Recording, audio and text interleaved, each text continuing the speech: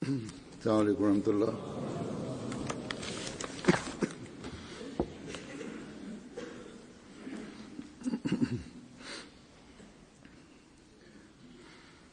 अशहदु अल्ला इलाहा इल्लल्लाह वहदहु ला शरीका लहु व अशहदु अन्ना मुहम्मदन अब्दुहु व रसूलुहु अम्मा बअदु फ़अऊज़ु बिल्लाहि मिनश शैतानिर रजीम। बिस्मिल्लाहिर रहमानिर रहीम। अल्हम्दुलिल्लाहि रब्बिल आलमीन अर्रहमानिर रहीम मालिकि यौमिद्दीन इय्याका नअबुदु व इय्याका नस्तईन इहदिनस सिरातल मुस्तक़ीम सिरातल लज़ीना अनअमता अलैहिम गैरिल मग़्दूबि अलैहिम वलद्दाल्लीन। अल्लाह ताला क़ुरान शरीफ़ में असांखे जेके हुक्म ॾिना आहिनि उन्हनि खे यादि रखणु, उन्हनि खे वरजाईंदो रहणु, उन्हनि खे ॿियनि खे बि यादि ॾियाराइणु, जिन माण्हुनि जी यादगिरी कराइण जी ज़िम्मेवारी आहे मोमिननि जी जमायत जो कमु आहे। हीउ जेको मूं चयो त इन्हनि हुकमनि खे ॿियनि खे यादि ॾियाराइणु या ॾियाराईंदे रहणु यादि, जन जी यादगिरी कराइण जी ज़िम्मेवारी आहे, इन में असां मां उहे सभई शामिल आहिनि जेके या मुरबी आहिनि या उहिदेदार। अल्लाह ताला जे फज़ल सां जमायती निज़ाम में हिकड़े मरकज़ी निज़ाम खां अलावा ज़ैली तंज़ीमुनि जो बि निज़ाम आहे ऐं पोइ जमायती मरकज़ी निज़ाम में बि ऐं ज़ैली तंज़ीमुनि जे निज़ाम में बि मुल्की सतह खां वठी मुक़ामी महले जी सतह ताईं उहिदेदार मुक़रर आहिनि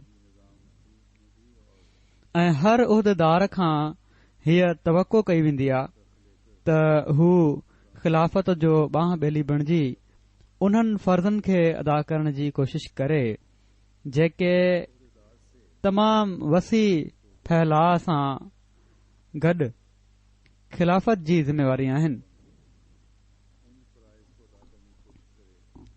सो जेकॾहिं इन ॻाल्हि खे सभई मुरबी ऐं उहिदेदार समझी वठनि त हिकड़ी इनक़लाबी तब्दीली जमायत में पैदा थी सघे थी। अल्लाह ताला जा हुकुम ॿियनि खे यादि ॾियाराइण या ही अहसास पैदा थियणु त ख़ुदा ताला मूंखे तोई तौर ते या मुकमिल तौर ते ज़िंदगी वक़फ़ करे जेका जमायती ख़िदमत जी तौफ़ीक़ ॾिनी आहे त मां सभिनी खां पहिरियां पंहिंजा जाइज़ा वठां त केतिरी हद ताईं मां ख़ुदि ख़ुदा ताला जे हुकमनि ते अमल करे उहो नमूनो बणजण जी कोशिश करे रहियो आहियां जेको हिकड़े ख़िदमत करण वारे जी ज़िम्मेवारी आहे त जीअं मां ॿियनि खे उन्हनि हुकमनि जी यादि ॾियाराए सघां। जेकॾहिं मां सिर्फ़ ॿियनि खे यादि ॾियाराए रहियो आहियां ऐं मुंहिंजो पंहिंजो अमल इन जे ख़िलाफ़ आहे या इन खां परे आहे त पोइ वॾे ख़ौफ़ जो मुक़ाम आहे ऐं इस्तिग़फ़ार जी ज़रूरत आहे। हूअं बि इस्तिग़फ़ार करणु घुर्जे, पर इन हवाले सां त तमामु घणी इस्तिग़फ़ार जी ज़रूरत पइजी वञे थी। हिते हीअ बि असां मां हर हिक ते वाज़े हुअणु घुर्जे त कंहिं बि उहिदेदार खे हीउ न समझणु घुर्जे त नसीहत करणु मुंहिंजो कमु नाहे। हीउ त सिर्फ़ अमीर जमात या सदर जमात या सेक्रेटरी या मुरबी या हिकु ॿ ॿियनि सेक्टरनि जो कमु आहे, या अहिड़ी तरह सदर अंसारुल्लाह या उन्हनि जे तरबियती शोबे जो कमु आहे, या सदर ख़ुदामुल अहमदिया या उन्हनि जे तरबियती शोबे जो कमु आहे, या लजना जी सदर ऐं उन्हनि जे तरबियती शोबे जो कमु आहे। न, पर हर सेक्रेटरी तोड़े उहो सेक्रेटरी ज़ियाफ़त आहे या ज़ैली तनज़ीमुनि में ख़िदमत ख़ल्क़ या रांदियुनि जो निगरान आहे।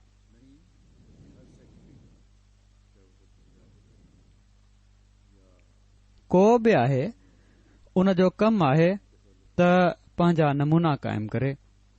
जेकॾहिं हू कंहिं बि सूरत में ख़िदमत अंजाम ॾेई रहियो आहे त, ऐं जेकॾहिं हीउ थी वञे त पहिरियां बि मां केतिरा ई भेरा चई चुको आहियां त 50% खां वधीक जमायत अल्लाह ताला जे फज़ल सां अल्लाह ताला जे हुकमनि ते हलण वारी बणिजी सघे थी।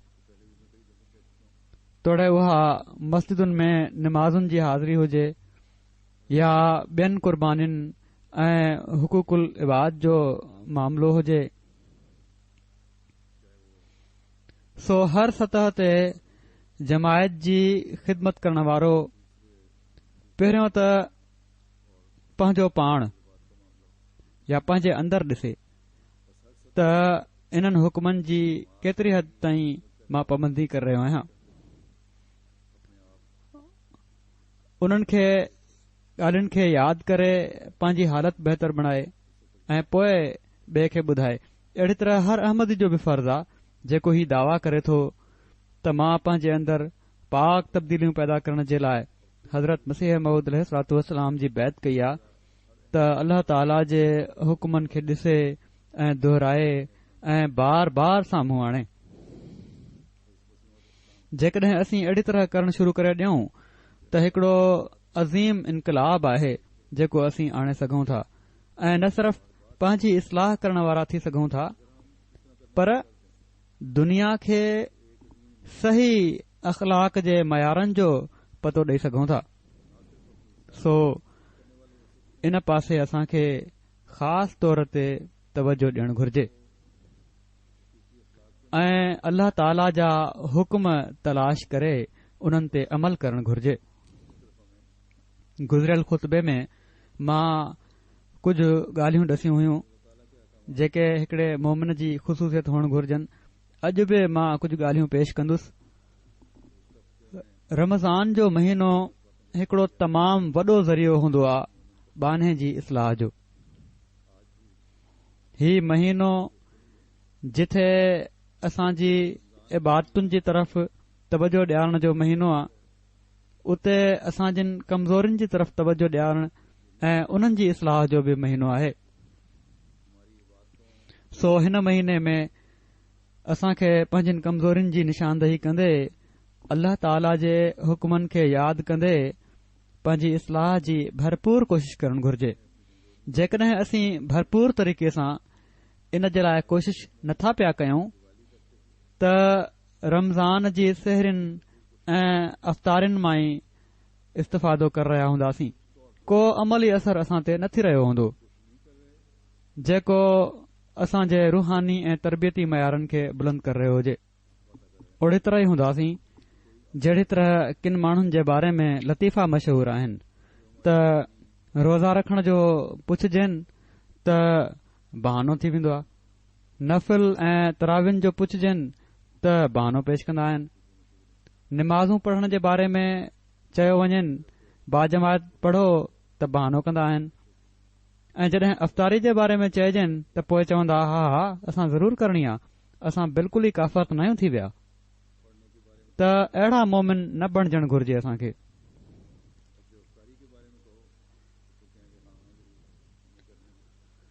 पोइ अहिड़नि माण्हुनि जी हीअ जेका हालत आहे, इहे ई माण्हू आहिनि जेके दीन खे मज़ाक बणाईंदा आहिनि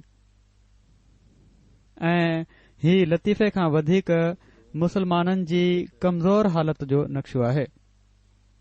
अल्लाह ताला इन ते रहम फरमाए।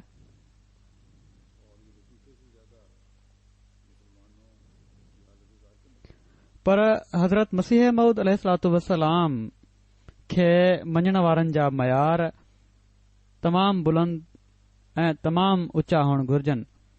बग़ैर कंहिं जाइज़ बहाने जे रोज़ा बि न रहिजी वञणु घुर्जनि ऐं अहिड़ी तरह रमज़ान जो जेको मक़सदु आहे इबादत जो, उहो बहितरीन रंग में पूरो करण जी कोशिश करणु घुर्जे। अहिड़ी तरह रमज़ान सां गॾु क़ुर शरीफ़ खे वधीक पढ़ण बि मसनून आहे ऐं जिब्राइल अलैहिस्सलाम पाण सॻोरन सल्लल्लाहु अलैहि वसल्लम खे ख़ासि तौर ते रमज़ान में क़ुर शरीफ़ जो दौर कराईंदा हुआ। सो ख़ासि तौर ते क़ुर शरीफ़ जी तिलावत जी तरफ़ असां खे तवजो ॾियणु घुर्जे हर हिक खे, ऐं इन मां पोइ हुकमनि जी तलाश करे उन्हनि खे पंहिंजे मथां लागू करण जी कोशिश करणु घुर्जे। तरावी जी निमाज़ हूंदी आहे, बेशक ही फर्ज़ नाहे। ही हज़रत उमर रज़ियल्लाहु ताला अन्हु जे ज़माने में शुरू थी हुई, इन लाइ जो जेके माण्हू तहजुद नथा पढ़ी सघनि उन्हनि जी नफ़ली इबादत बि थी वञे ऐं कारी जे ज़रिए सां क़ुर शरीफ़ बि ॿुधी वठनि, नफ़िल निमाज़ बि अदा थी वञे। पर जेके तहजुद ते उथी सघनि था उन्हनि खे तहजुद बि पढ़णु घुर्जे। अॼुकल्ह छो त वक़्तु थोरो हूंदो आहे, थोरो ई पढ़नि, पर पढ़णु घुर्जे। या जेको बि रोज़ो रखण जे लाइ जाॻंदो, कुझु वक़्तु पहिरियां जाॻंदो आहे त हेॾां होॾां जूं ॻाल्हियूं करण जे बदिरां नफ़िल पढ़णु घुर्जनि। तरावी रोज़े सां को लाज़मी शर्त नाहे ऐं तहजुद बि तोड़े लाज़मी शर्त नाहे, पर नफ़िल बहरहाल पढ़णु घुर्जनि। मोमिननि खे तहजुद पढ़ण जो आम हालात में बि हुकुम आहे या तलक़ीन कई वई आहे। हीअ वज़ाहत मां इन लाइ करे छॾी आहे जो कंहिं मूंखे चयो हुयो त शायदि रोज़ो रखण जे लाइ ज़रूरी आहे त घटि में घटि 8 रकातूं या तरावी पढ़े या तहजुद पढ़े। त ही वाज़ह करे छॾियां त तहजुद या तरावी रोज़े जे लाइ को शर्त नाहे। हा, इबादतूं ज़रूरी आहिनि, नफ़िल पढ़णु घुर्जनि जॾहिं वक़्तु मिले, ऐं जेका असुल शइ आहे उहा रोज़े सां क़ुर शरीफ़ पढ़णु आहे जेको मसनून आहे। सो वधि में वधि क़ुर शरीफ़ पढ़ण जी तरफ़ तवजो हुअणु घुर्जे हर हिक जी। ऐं जहिड़ो कि मूं चयो, निमाज़ूं ऐं इबादत त हर मोमिन जो हूअं बि हिकिड़ो फ़र्ज़ु आहे। हा, रमज़ान में इन्हनि इबादतुनि में निमाज़ुनि में मज़ीद ख़ूबसूरती असां खे पैदा करण जी कोशिश करणु घुर्जे ऐं अहिड़ी तरह घणे खां घणो ख़ुदा ताला जो ज़िक्र कंदे रहण जी बि कोशिश करणु घुर्जे। सो हिन माहौल में हीअ कोशिश करणु घुर्जे जेको रमज़ान जो महीनो आहे त जेकॾहिं असां जे अंदरि निमाज़ुनि ऐं इबादत में पहिरियां का कमज़ोरी हुई त असां उन खे ख़तमु करे इन तरफ़ इन नियत सां तवजो कयूं त हिन अहम हुकुम खे असां बाक़ायदा पंहिंजी ज़िंदगी जो हिसो बनाइणो आहे।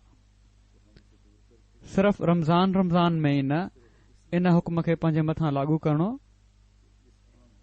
या रमज़ान जे लाइ ख़ासि मख़सूस हुकुम नाहे, पर हिकिड़े मोमिन लाइ त हमेशा लाइ इहो ई हुकुम आहे। सो इन ॻाल्हि खे असां मां हर हिक खे समझणु घुर्जे त निमाज़ ऐं इबादत अल्लाह ताला जे बुनियादी हुकुमनि मां हुकुम आहे। जहिड़ी तरह अॼुकल्ह असां मां अक्सर जी इबादतुनि जी तरफ़ तवजो इन लाइ पैदा थी आहे जो रमज़ान जो महीनो बरकतुनि जो महीनो आहे ऐं दुआउनि जी क़बूलियत जो महीनो आहे। इन लाइ असां बि अल्लाह ताला जे फज़लनि खे समेटण वारा बणिजूं।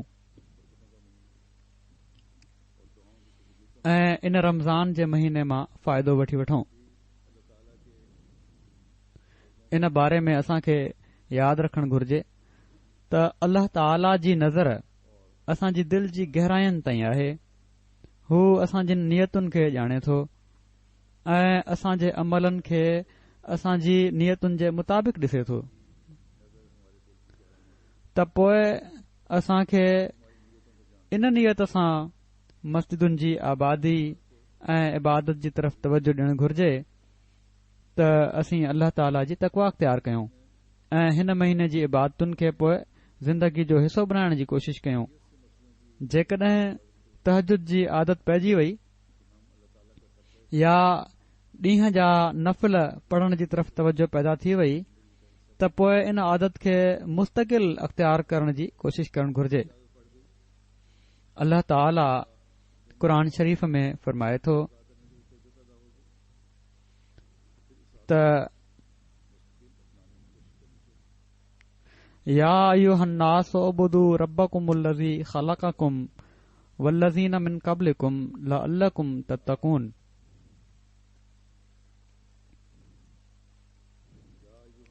या अय्युहन्नास उबुदू रब्बकुमुल्लज़ी ख़लक़कुम वल्लज़ीना मिन क़ब्लिकुम लअल्लकुम तत्तक़ून। ऐं इंसानो, तव्हां पंहिंजे रब जी इबादत कयो जंहिं तव्हां खे पैदा कयो आहे ऐं उन्हनि खे बि जेके तव्हां खां पहिरियां हुआ त जीअं तव्हां तक़वा अख़्तियार कयो। हज़रत मसीह मऊद अलैहिस्सलातु वस्सलाम इन ज़िम्न में हिकड़े हंधि फ़रमायो आहे त ऐं इंसानो, उन खुदा जी पूॼा कयो जंहिं तव्हां खे पैदा कयो आहे। फ़रमाइनि था त इबादत जे लाइक़ उहो ई आहे जंहिं तव्हां खे पैदा कयो आहे, यानी ज़िंदह रहण वारो उहो ई आहे, उन सां दिलि लॻायो। सो ईमानदारी त इहा ई आहे त खुदा सां ख़ासि ताल्लुक़ रखियो वञे ऐं ॿियनि सभिनी शयुनि खे उन जे मुक़ाबले में घटि समझियो वञे।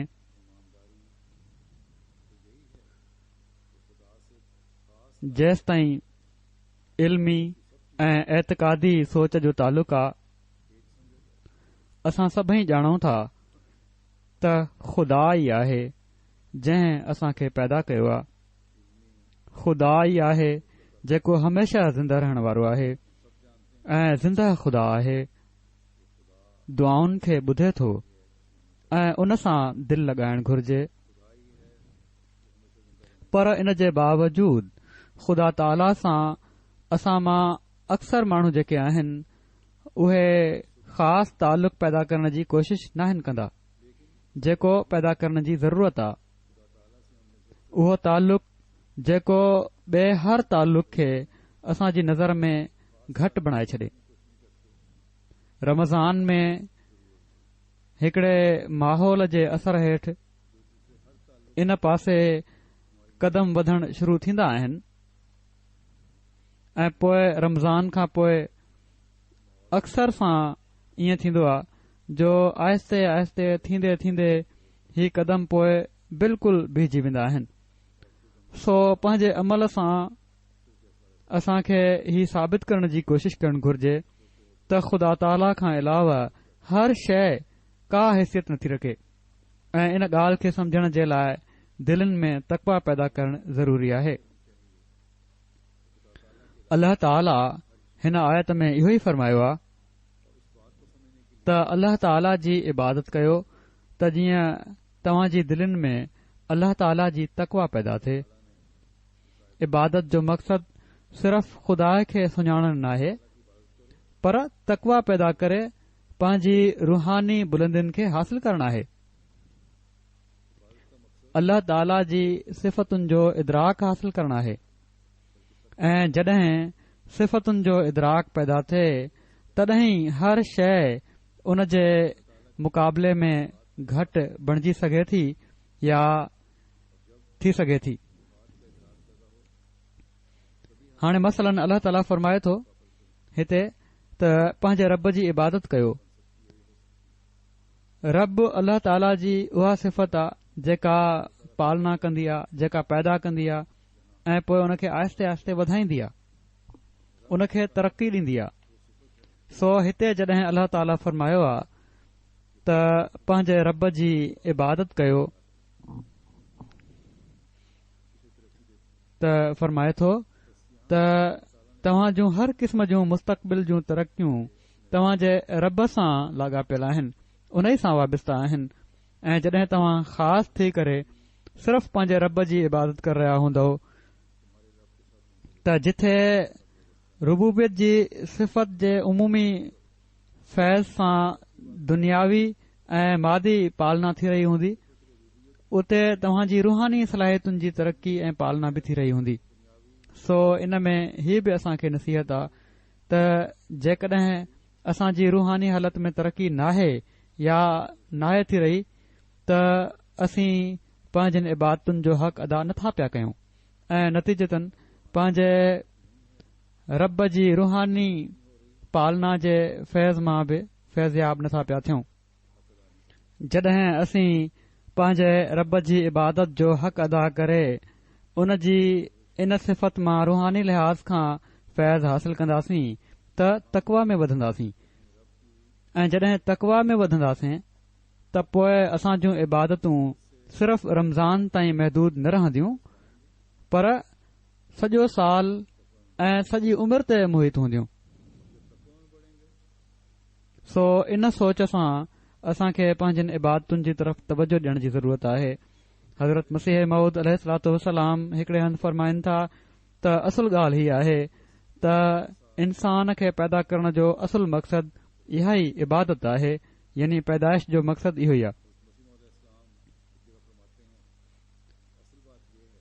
फ़रमाइनि था जीअं ॿिए हंधि फ़रमायो अथई त मा ख़लक़तुल जिन्न वल इंस इल्ला लियअबुदून, यानी इबादत असल में इन खे चइबो आहे त इंसान हर क़िस्म जी घुट ऐं ॾिंग खे ख़तमु करे दिल जी ज़मीन खे अहिड़ो साफ़ बणाए छॾे जीअं ज़मींदार ज़मीन खे साफ़ कंदो आहे।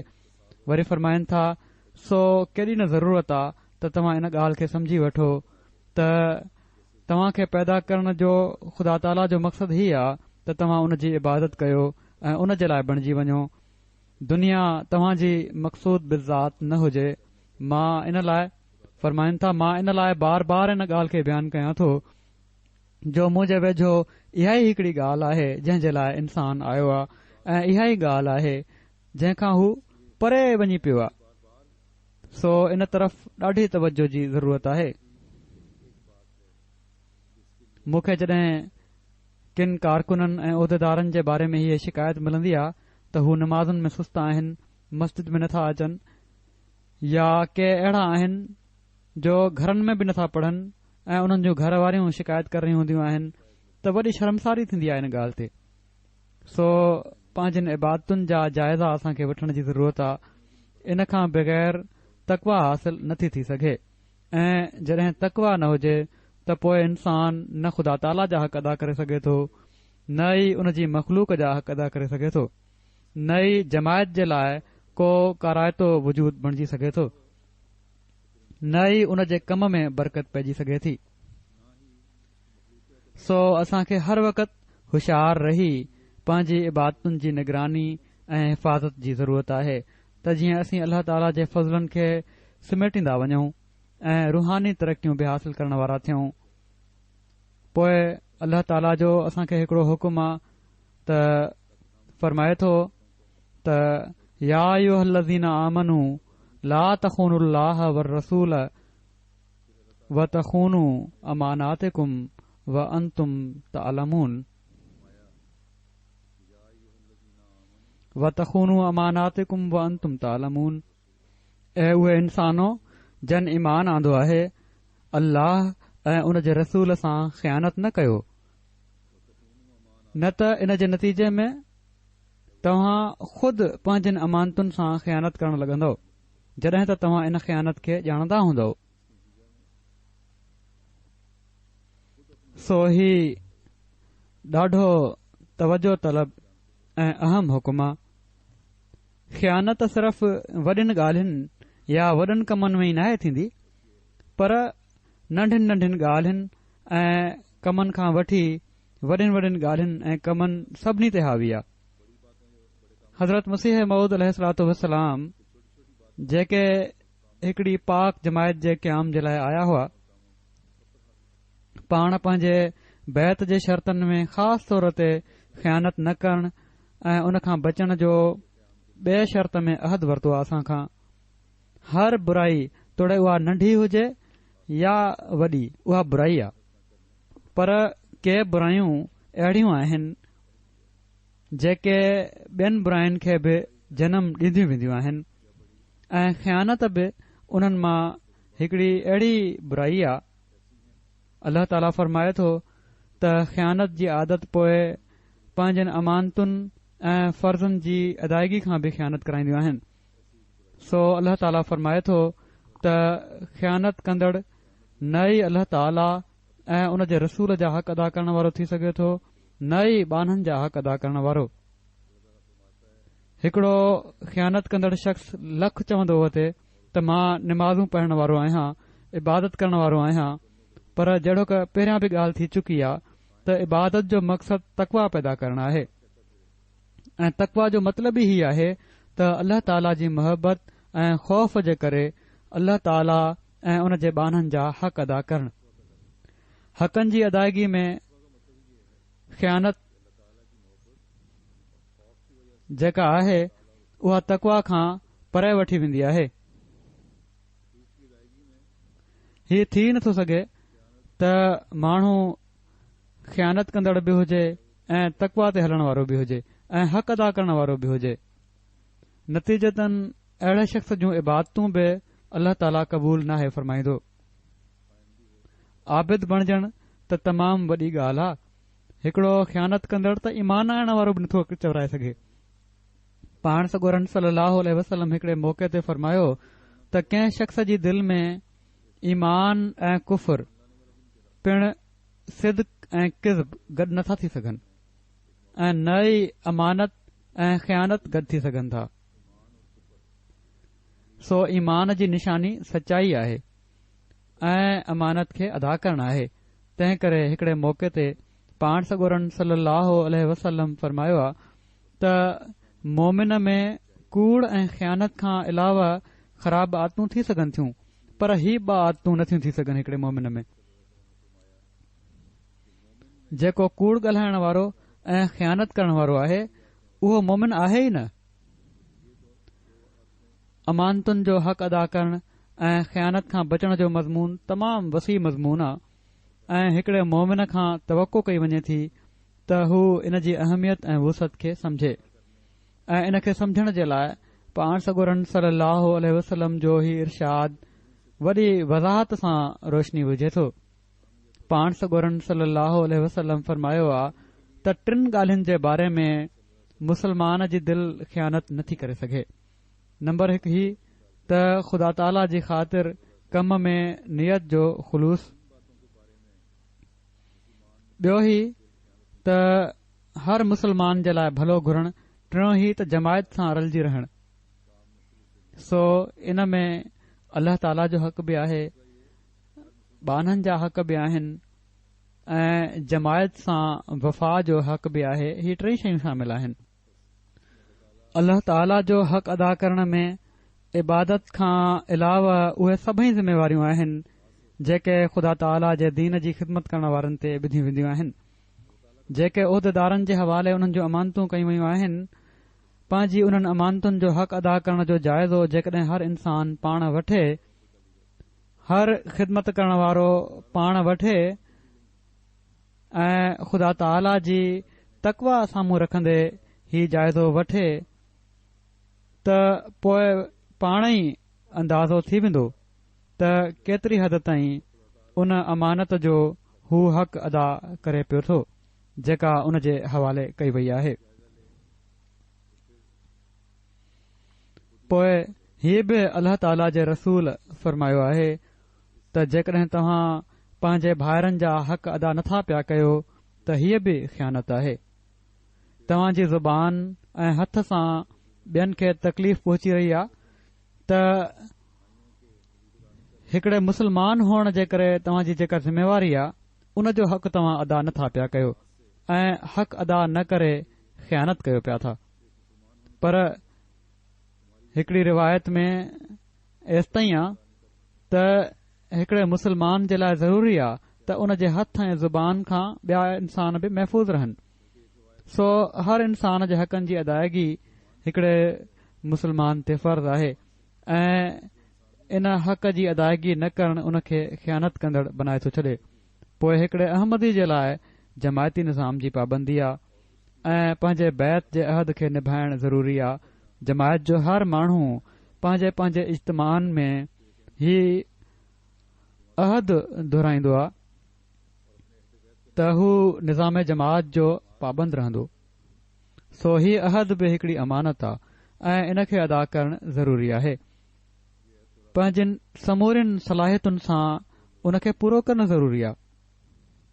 ख़िलाफ़त सां वाबस्तगी ऐं इताअत ही बि ज़रूरी आहे, अहद में दोहिराई वेंदी आहे। अमानतुनि जा हक़ अदा करण में हीउ बि यादि रखणु घुर्जे घरू ॻाल्हियुनि मां बि त छोकरो छोकरी जॾहिं शादी जे बंधन में ॿधिजी वेंदा आहिनि त हिक ॿिए जे लाइ हिक ॿिए ते उन्हनि जा कुझु हक़ आहिनि ऐं उन्हनि हक़नि जी अदायगी हिकड़ी अमानत आहे। ऐं उन्हनि में मुड़ुस जे ज़िमे जेका अमानत आहे उन में मसलन औरत जो हक़ महर आहे जेको उन खे अदा करणु घुर्जे। केतिरा ई मामला ईंदा आहिनि, कोशिश इहा ई हूंदी आहे जॾहिं झेड़ा थी पवनि त हक़ महर अदा न कया वञनि। पाण सॻोरन सल्लल्लाहु अलैहि वसल्लम इन बारे में एसि ताईं फरमायो आहे त जंहिं कंहिं औरत सां शादी जे लाइ महर मुक़ररु कयो ऐं नियत ही कयई त हू उन खे न ॾींदो त हू ज़ानी आहे ऐं जंहिं कंहिं खां कर्ज़ इन नियत सां वरितो त हू उन खे वापसि न ॾींदो त हू चोर आहे। पोइ ॾिसो पाण सॻोरन सल्लल्लाहु अलैहि वसल्लम असां खां अमानत जे मयार खे केसि ताईं वठी वञण जी तवक़ो रखी आहे ऐं ताक़ीद फरमायो आहे। फरमाइनि था त जंहिं खां उन जे मुस्लमान भाउ का सलाह घुरी ऐं उन बग़ैर रुश्द जे सलाह ॾिनी त उन सां ख़यानत कई। यानी जेकॾहिं सभिनी शयुनि खे साम्हूं रखंदे सही रंग में सलाह न ॾिनई त ही ख़यानत आहे।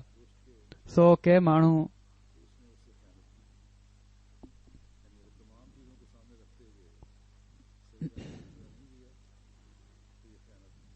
अहिड़ा हूंदा आहिनि जो ॿिया जॾहिं उन्हनि ते एतबार कंदा आहिनि, उन्हनि खां सलाह घुरंदा आहिनि त हू उन्हनि खे सही सलाह न ॾींदा। त अमानत जो हक़ त ही आहे त जेकॾहिं वाज़ह तौर ते इल्मु नाहे कंहिं ॻाल्हि जो त माज़रत करे वठो ऐं जेकॾहिं कंहिं बहितर सलाह ॾियण वारे जी ख़बर हुजे त उन जो पतो ॿुधायो वञे, उन ॾांहुं रहनुमाई कई वञे। के वकील मूं ॾिठा आहिनि हिते असाइलम ते अचण वारनि माण्हुनि खे ग़लति सलाहूं ॾींदा आहिनि या पूरी दिलचस्पी सां सलाहूं न आहिनि ॾींदा, पंहिंजी फी पूरी वठी रहिया हूंदा आहिनि। उहे उन्हनि माण्हुनि में ॻणिया वेंदा आहिनि जेके ख़यानत करे रहिया आहिनि। अहिड़ी तरह ॿिया मामला बि आहिनि।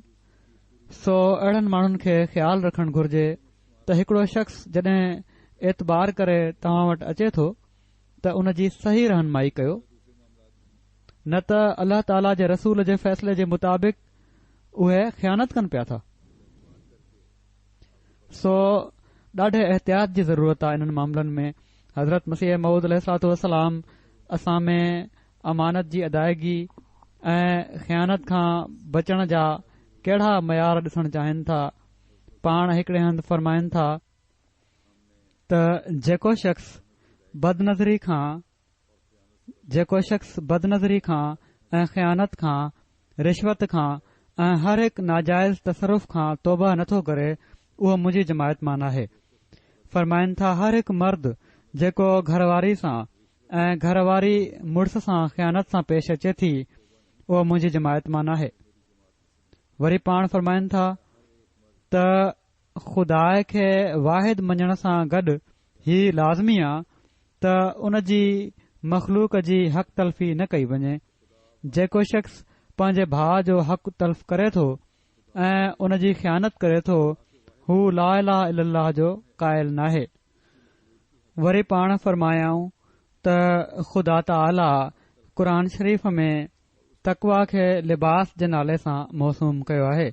जीअं त लिबास तक़वा क़ुर शरीफ़ जो लफ़्ज़ आहे ऐं ही इन ॻाल्हि जी तरफ़ इशारो आहे त रूहानी ख़ूबसूरती ऐं रूहानी ज़ीनत तक़वा सां ई पैदा थींदी आहे ऐं तक़वा ही आहे त इंसान ख़ुदा ताला जी सभिनी अमानतुनि ऐं ईमानी अहदनि ऐं अहिड़ो ई मख़लूक जी समूरिन अमानतुनि ऐं अहद जो वध में वधि ख़्यालु रखे, यानी उन्हनि जे दक़ीक़ दर दक़ीक़ पहलुअनि ते ताक़त मुताबिक़ हले।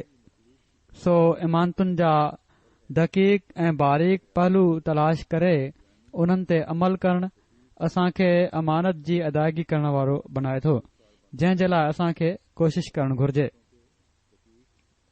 सभई हक़ जेके असां जे ज़िमे आहिनि ही हिकड़ी अमानत आहिनि। सभई फ़र्ज़ जेके असां जे ज़िमे लॻाया विया आहिनि ही हिकड़ी अमानत आहिनि ऐं उन्हनि जी अदायगी असां ते फ़र्ज़ आहे ऐं ही फ़र्ज़ अदा करणु ज़रूरी आहे। जेकॾहिं असीं चाहियूं था त असीं अल्लाह ताला जे फज़लनि जा वारिस बणिजूं त सो असां मां हर हिक खे इन ते ॾाढो गौर करण जी ज़रूरत आहे।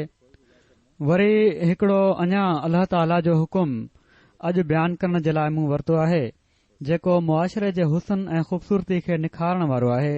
अल्लाह ताला क़ुर शरीफ़ में फरमाए थो त अल्लज़ीना युनफ़िक़ून फ़िस्सर्राए वज़र्राए वल काज़िमीन अल ग़ैज़ वल आफ़ीना अनिन नास वल्लाहु युहिब्बुल मुहसिनीन, यानी उहे माण्हू जेके सुख में बि ख़र्च कनि था ऐं ॾुखियाई में बि ऐं कावड़ खे कंट्रोल करे वञण वारा ऐं माण्हुनि खां दरगुज़र करण वारा आहिनि ऐं अल्लाह अहसान करण वारनि सां मोहबत करे थो। जहिड़ो क पहिरियां बि बयानु थी चुको आहे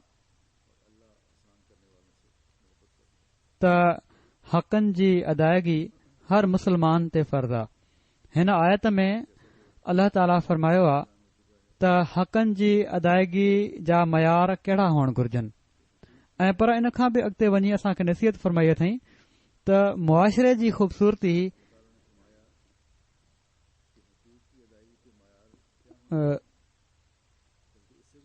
हक़नि जी अदायगी खां बि अॻिते वञी क़ुर्बानी सां पैदा थींदी आहे। सिर्फ़ हक़ न आहिनि अदा करणा, पर हक़ अदा करण जे लाइ क़ुर्बानी बि करणी पवंदी आहे कॾहिं कॾहिं।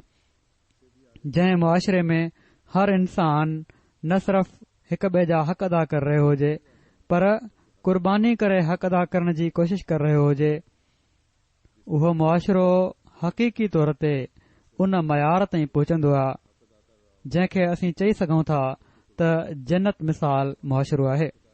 इन जो नज़ारो असां खे पाण सॻोरन सल्लल्लाहु अलैहि वसल्लम जे असहाबनि में नज़र अचे थो, जंहिं जे बारे में ख़ुदा ताला बि फरमायो आहे त वयुसिरून अला अनफुसिहिम वलौ कान बिहिम खसासा, ऐं बावजूद ग़रीब हुअण जे ॿियनि खे पंहिंजे मथां तरजीह ॾींदा हुआ। सो जॾहिं अहिड़ी सोच ऐं अहिड़ा अमल हूंदा आहिनि त पोइ क़ुर्बानीनि जो रूह पैदा थींदो आहे। पंहिंजे नफ़्स जे जज़्बात खे बि इंसान रोकींदो आहे, ॿियनि जे लाइ भलाई चाहींदो आहे ऐं अहसान जो वर्ताव बि कंदो आहे। इन किरदार जी अज़मत जो तमामु आला मिसाल त असां खे पाण सॻोरन सल्लल्लाहु अलैहि वसल्लम जी उसवा में नज़र अचे थो। जॾहिं असीं ॾिसूं था त पाण पंहिंजी धीअ जे कातिल खे बि माफ़ करे फरमाए छॾियऊं ऐं केतिरा ई मिसाल आहिनि ॿिया बि। पोइ कावड़ खे रोकण ऐं आला अख़लाक ॾेखारण जी पाण पंहिंजे असाबनि खे कहिड़ी तरह तलक़ीन फरमायाऊं, तरबियत कयाऊं। मशहूर रिवायत आहे त हिकड़े शख़्स हज़रत अबू बकर रज़ियल्लाहु ताला अन्हो खे पाण सॻोरन सल्लल्लाहु अलैहि वसल्लम जी मौजूदगी में घटि वधि ॻाल्हाइण शुरू करे ॾिनो। हज़रत अबू बकर रज़ियल्लाहु ताला अन्हो ख़ामोश रहिया ऐं पाण सॻोरा सल्लल्लाहु अलैहि वसल्लम उते वेठा हुआ। उन शख़्स जूं ॻाल्हियूं ॿुधी मुरकंदा रहिया। जॾहिं उन शख़्स जी ज़्यादती जी हद थी वई त हज़रत अबू बकर उन जी कुझु ॻाल्हियुनि जो कुझु सख़्ती सां जवाबु ॾिनो। इन ते पाण सॻोरन सलाहु अलैहि वसल्लम जे चेहरे मुबारक ते ॻाल्हि न वणण जा आसार नज़र आया ऐं पाण उतां उथी हलिया विया ऐं बाद में हज़रत अबू बकर पाण सॻोरन सलाहु जी ख़िदमत में हाज़िर थिया ऐं अर्ज़ु कयाऊं त हू शख़्स तव्हां जी मौजूदगी में मूंखे घटि वधि ॻाल्हाए रहियो हुयो ऐं तव्हां वेठा हुयो ऐं जॾहिं मां उन जी कुझु ॻाल्हियुनि जो जवाबु ॾिनो त तव्हां कावड़ में उतां हलिया वियो। इन ते पाण सॻोरन सलाहु वसलम फरमायो त हू गार ॾेई रहियो हुयो, तूं चुप हुए त ख़ुदा ताला जो हिकड़ो फ़रिश्तो तुंहिंजे तरफ़ां जवाबु ॾेई रहियो हुयो, पर जॾहिं तूं मोटाए उन खे जवाबु ॾिनो त फ़रिश्तो हलियो वियो ऐं शैतान अची वियो ऐं ज़ाहिर आहे त उन खां बाद पोइ पाण सॻोरन सलाहु वसलम जो उते वेहण जो को जवाज़ न हो। सो पाण सॻोरन सलाहु वसलम अहिड़ी तरह असाबनि जी तरबियत फरमाई जो न सिर्फ़ उन्हनि जी जाइज़ कावड़ियुनि खे बि अफ़ो में तब्दील करे छॾियाऊं, पर उन्हनि खे अहसान करण जा तरीक़ा सेखारियाऊं। पाण सॻोरन सलाहु वसलम जी पंहिंजी हालत जे बारे में हज़रत आयशा रज़ी ताला अन्हा बयान फरमाइनि थियूं त पाण सॻोरन सलाहु वसलम कॾहिं बि पंहिंजी ज़ात जी ख़ातिर पंहिंजे मथां थियण वारी कंहिं ज़्यादती जो इंतकाम न वरितो। हज़रत मसीह मऊद अलैहिस्सलातु वस्सलाम फरमाइनि था त ख़ुदा जे मुक़रबनि खे वॾियूं वॾियूं गारियूं ॾिनियूं वयूं, तमामु ख़राब तरह सां उन्हनि खे सतायो वियो, मगर उन्हनि खे आरिज़ अनिल जाहिलीन जो ई ख़िताब थियो। खुद हिन इंसान कामिल असां जे नबी सलाहु अलैहि वसल्लम खे तमामु वॾियूं तकलीफ़ूं ॾिनियूं वयूं, गारियूं, बदज़ुबानी ऐं शोखियूं कयूं वयूं, मगर उन सरासर अख़लाक ज़ात उन जे मुक़ाबले में छा कयो? उन्हनि जे लाइ दुआ कयाऊं ऐं छो त अल्लाह ताला वाइदो करे वरितो हुयो त जाहिलनि खां पासो कंदे त तुंहिंजी इज़त ऐं जान खे असीं सलामत रखंदासीं ऐं ही बाज़ारी माण्हू उन ते हमिलो न करे सघंदा। जीअं त ईअं ई थियो जो हुज़ूर सलाहु वसलम जा मुख़ालिफ़ संदन इज़त ते हर्फ़ न आणे सघिया ऐं पाण ई ज़लील ऐं ख्वार थी संदन पेरनि ते किरिया या साम्हूं तबाह थी विया। पाण सॻोरन सलाहु वसलम जे इन सचे ग़ुलाम जो पंहिंजो नमूनो छा आहे, इन जो हिकड़ो मिसाल पेश कयां थो। जॾहिं डॉक्टर मार्टिन क्लार्क जे इक़दाम क़त्ल वारे केस में मौलवी मोहम्मद हुसैन बटालवी ईसाइन जे तरफ़ां शाहिद तौर पेश थिया,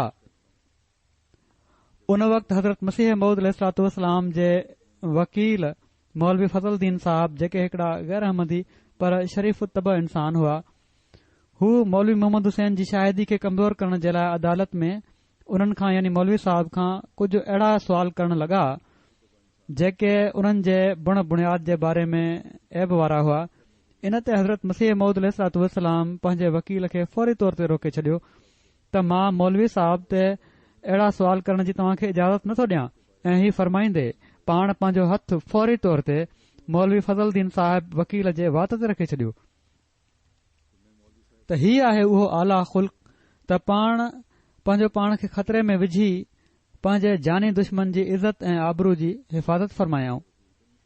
मौलवी फज़लुद्दीन साहिब हमेशा इहो वाक़ियो ॿुधाईंदा हुआ त मिर्ज़ा साहब अजीब अख़लाक जा मालिक आहिनि, अजीब अख़लाक जा इंसान आहिनि, जो हिकड़ो शख़्स उन्हनि जी इज़त पर जान ते थो हमिलो करे ऐं उन ते उन जी शाहिदी खे कमज़ोर करण जे लाइ कुझु सुवाल कया वञनि था त पाण फौरन झले था छॾनि त मां अहिड़ा सुवाल करण जी इजाज़त नथो ॾियां। त हीउ आहे उहो मक़ाम जेको कावड़ खे घटाइण ऐं अफ़व पर अहसान जो बि मिसाल आहे,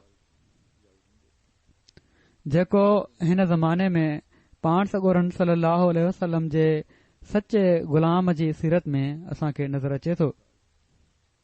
हज़रत मसीह मऊद अलैहिस्सलातु वस्सलाम हिकड़े हंधि फरमाइनि था त वल काज़िमीन अल ग़ैज़ वल आफ़ीन अनिन नास वल्लाहु युहिब्बुल मुहसिनीन, यानी मोमिन उहे ई आहिनि जेके कावड़ खे खाई वेंदा आहिनि ऐं बेहूदा ॻाल्हाईंदड़ ज़ालिम माण्हुनि खे माफ़ करे छॾींदा आहिनि ऐं बेहूदगीअ सां जवाब नाहिनि ॾींदा। पाण जमायत खे नसीहत कंदे फरमायाऊं त हिन जमायत खे तयार करण जो इहो ई मक़सदु आहे त ज़ुबान, कन, अख ऐं हर हिकु उज़वे मां तकवा रचा करे वञे। तकवा जो नूर उन जे अंदर ऐं ॿाहिरि हुजे, सुहिणे अख़लाक़नि जो आला नमूनो हुजे ऐं खाम खां गुस्सो ऐं कावड़ वग़ैरह बिल्कुलु न हुजे। मूं ॾिठो आहे, फरमाइनि था त मूं ॾिठो आहे त जमायत जे अक्सर माण्हुनि में कावड़ जो नुक्स अञा ताईं मौजूदु आहे।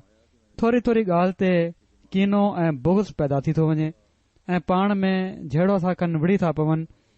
अहिड़नि माण्हुनि जो जमायत मां को हिसो नाहे हूंदो ऐं मां नथो समझी सघां त इन में कहिड़ी थी ॾुखियाई पेश अचे त जेकॾहिं को गार ॾे त ॿियो चुप करे वञे ऐं उन जो जवाब न ॾे। हर हिकु जमायत जी इस्लाह पहिरियों अख़लाक खां शुरू थींदी आहे। घुर्जे त शुरू में सब्र सां तरबियत में तरक़ी करे ऐं सभिनी खां उम्दा तरकीब हीअ आहे त जेकॾहिं को बदकलामी करे त उन जे लाइ दिल जे दर्द सां दुआ करे त अल्लाह ताला उन जी इस्लाह करे छॾे ऐं दिल में कीने खे हरगिज़ न वधाए।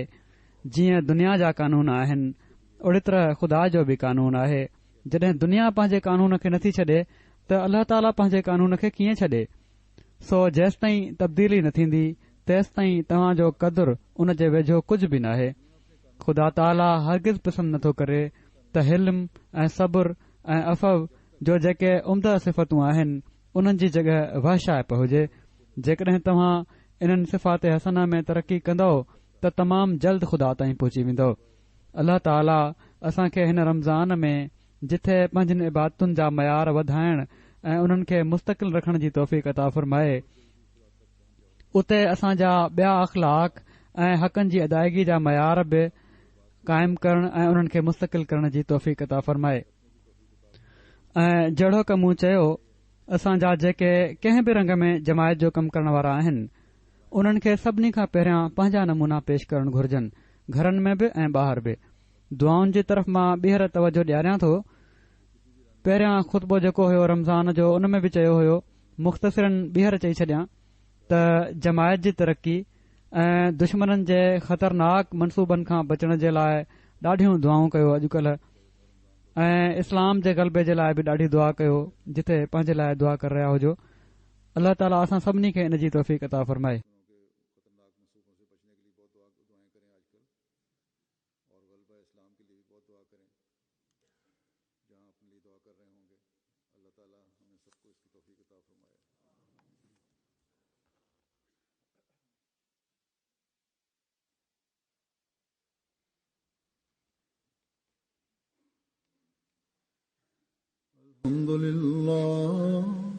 الحمد لله نحمده ونستعينه ونستغفره ونؤمن به ونتوكل عليه ونعوذ بالله من شرور أنفسنا ومن سيئات أعمالنا من يهده الله فلا مضل له ومن يضلله فلا هادي له ونشهد أن لا إله إلا الله ونشهد أن محمدا عبده ورسوله عباد الله رحمكم الله إن الله يأمر بالعدل والإحسان وإيتاء ذي القربى وينهى عن الفحشاء والمنكر والبغي يعظكم لعلكم تذكرون اذكروا الله يذكركم وادعوه يستجب لكم ولذكر الله أكبر.